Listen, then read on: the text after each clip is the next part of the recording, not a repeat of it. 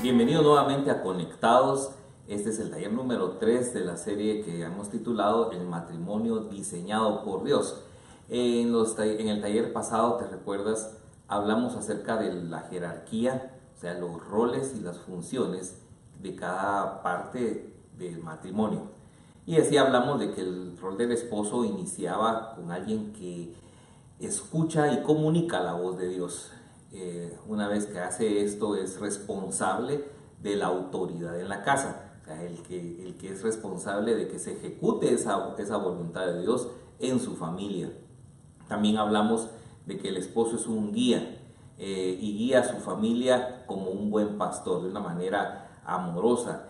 Y también que el esposo se convierte en un protector y un proveedor. Dios le dio esas facultades al esposo de que él sea el protector, la figura de protección y el proveedor dentro de la familia.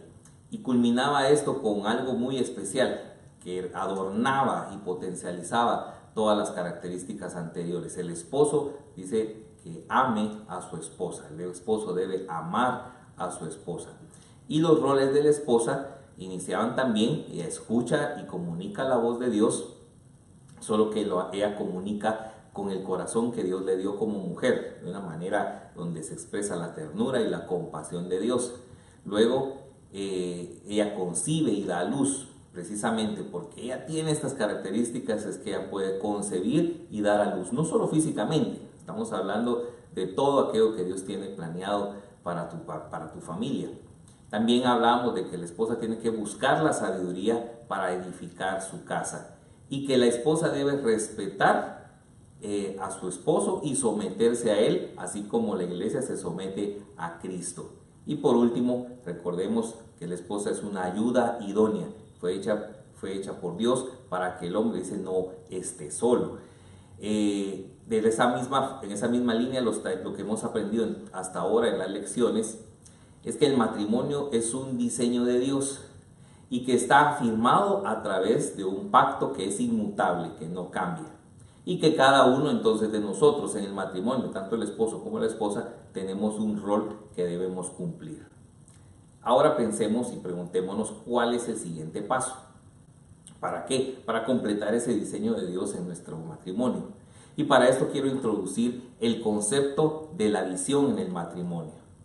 Así que yo te voy a pedir, una vez más, que tomes un tiempo con tu grupo y que des tu opinión acerca de qué crees que es una visión. Una visión es un futuro imaginado y un futuro deseado también. Dios quiere revelarnos a cada uno de nosotros y a cada familia, a cada matrimonio, ese futuro que está en Él. Así que Dios quiere que tengamos una visión de nuestro matrimonio y tenemos que aprender cómo construirla. Para eso, primero debemos saber quiénes somos en el matrimonio o quiénes somos como matrimonio. Y por supuesto un matrimonio diseñado por Dios, un matrimonio que su identidad está en Cristo, pero sepamos quiénes somos como matrimonio. Luego debemos saber hacia dónde nos dirigimos, cuáles son nuestras metas en esta vida. Y por supuesto debemos entender quién guía el viaje. Y para eso nosotros sabemos que es Dios y la palabra de Dios los que nos van a dar la guía para ese viaje. Entonces necesitamos saber quiénes somos en Cristo y en nuestra identidad en Dios. Necesitamos conocer la voluntad de Dios y necesitamos que Dios nos guíe a través de su presencia y su palabra. Habacuc, el profeta Habacuc en el Antiguo Testamento, capítulo 2, verso 2, recibió la visión de ese futuro imaginado para el pueblo de Israel.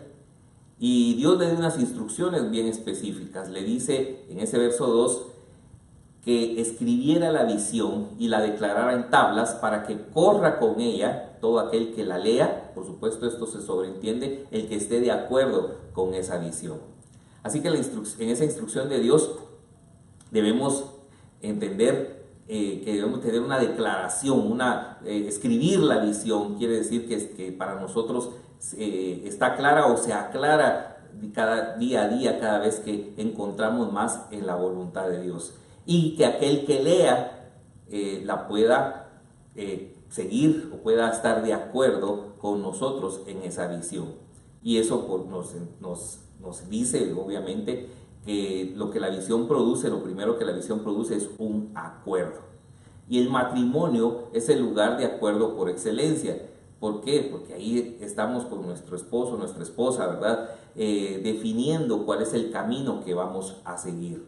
El acuerdo es definir y decidir y conciliar en qué dirección iremos como pareja y por dónde iremos como familia. Lo que nos dice el profeta Amós, capítulo número 3, verso 3, nos enseña que debemos caminar en ese camino, ¿verdad? Con ese acuerdo, porque está escrito, ¿andarán dos juntos? Como una pregunta, si no estuvieran de acuerdo, para poder estar juntos tenemos que estar de acuerdo. Y la visión produce acuerdo. También la visión produce unidad. ¿Por qué? Porque si estamos de acuerdo en seguir una misma dirección, en ir un mismo camino, entonces podemos unir esfuerzos. Eclesiastés 4:9 dice, mejores son dos que uno porque tienen mejor paga de su trabajo.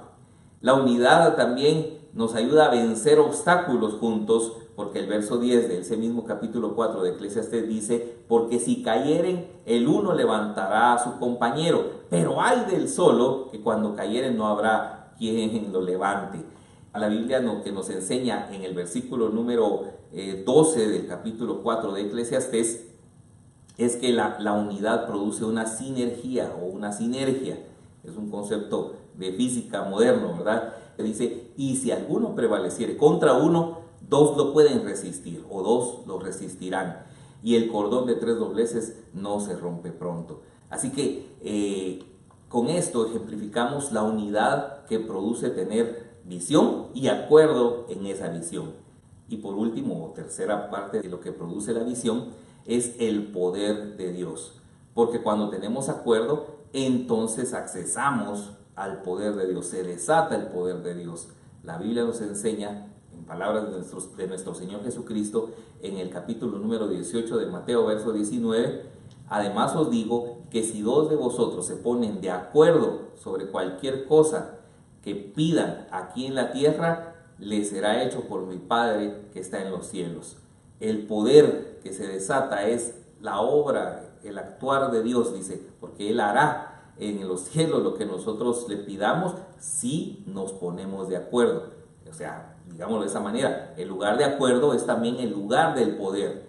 Y esto puede ser una de las cosas que el enemigo siempre intentará, o una de las cosas más importantes, ¿verdad? Que el enemigo intentará atacar en nuestra familia y en nuestro matrimonio. Entonces, toma un tiempo con tu grupo para comentar con todos ellos qué obstáculos crees que afectan a la realización o al cumplimiento de la visión en tu familia. El primero que queremos nosotros aportar hoy es la ambición, o sea, la ambición individual, que no es lo mismo que la visión del matrimonio, o que se separa, ¿verdad?, de la visión del matrimonio. Jeremías 17 me dice que engañoso es el corazón más que todas las cosas y perverso. ¿Quién podrá entenderlo? A veces nuestro corazón se desvía persiguiendo aspiraciones personales que tal vez consideramos nosotros buenas, pero que si dejan afuera a nuestra pareja y dejan afuera a nuestra familia, se convierten en ambiciones personales que serán obstáculos para el cumplimiento de la visión en nuestro matrimonio. La segunda cosa es tener diferentes visiones, o sea, diferentes visiones o dos visiones, una visión del esposo, una visión de la esposa, diferentes, producen división. Otra vez citamos lo que dice el profeta Amós en capítulo 3, verso 3. ¿A dónde irán dos juntos si no estuvieren de acuerdo? La división es desarrollar cada uno su propia visión y por lo tanto cada uno hacer esfuerzos individuales por desarrollar estas visiones. Y esto, como dijimos hace un momento, producirá división. Y el tercero que queremos hoy comentar es el conformismo. En Proverbios 19:15 dice, la pereza hace caer en profundo sueño y el alma ociosa sufrirá hambre. La pereza y el ocio es resistirnos al plan de Dios que nos lleva de un presente limitado a un futuro ilimitado. Pero tenemos nosotros que levantarnos, tenemos nosotros que caminar. Dios nos quiere llevar de menos a más, nos quiere llevar de la esclavitud a la libertad. Quiere que nuestros hijos vayan más allá de donde nosotros vayamos. Y el conformismo, debemos entender nosotros que cuando en nuestra relación se hace presente, ese ir de menos a más, o ese progreso, o ese prosperar, va a ser estorbado por estar conformes con lo que hoy tenemos, con la clase de relación que hoy, en la que hoy estamos, con el estado espiritual y el estado emocional que hoy tenemos. Debemos entender que Dios siempre tiene más para nosotros. Debemos regar y cultivar el jardín de nuestro matrimonio para que siempre sea fructífero. Entonces, tenemos que vernos en el matrimonio como un equipo que tiene la gracia y tiene la capacidad dada por Dios de desatar el poder de Dios. En el matrimonio es donde nos ponemos de acuerdo y donde nosotros podemos obtener esa visión de Dios que nos llevará a tener el matrimonio, como lo hemos dicho, diseñado por Dios. Una vez más, te recuerdo las palabras de nuestro Señor Jesucristo en el capítulo 7 de Mateo y verso 24. Hay que escuchar la palabra, hay que ponerla en práctica o por obra, y así construiremos nuestra casa sobre la roca.